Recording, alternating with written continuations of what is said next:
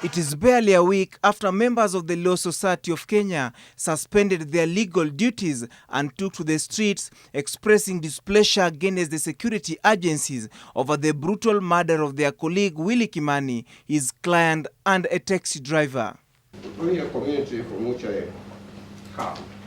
But today, Senior Counsel Juma told the court that despite ongoing investigation, the families of the departed souls need to be compensated for damages presumed to have been perpetrated by the state agents. A request that was not objected by the state. I think I would have been very useful to... The DPP says the investigations are still on. However, the court heard the plea by Kaminwa to have the families compensated can be heard by a different court.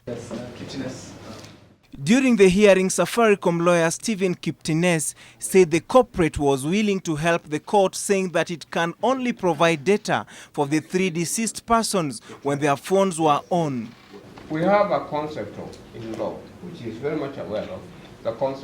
The Law Society of Kenya told court that there is need to set up a surveillance at the banks of Oldonyo Sabuk when and after investigations are concluded amid fears that it could be a dumping site for bodies by the criminals.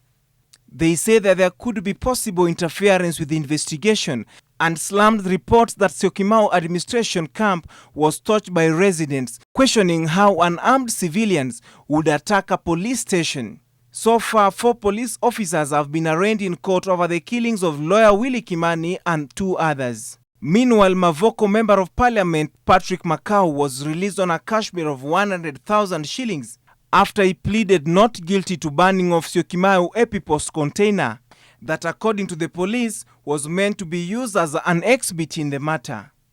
Steve Juma, NTV.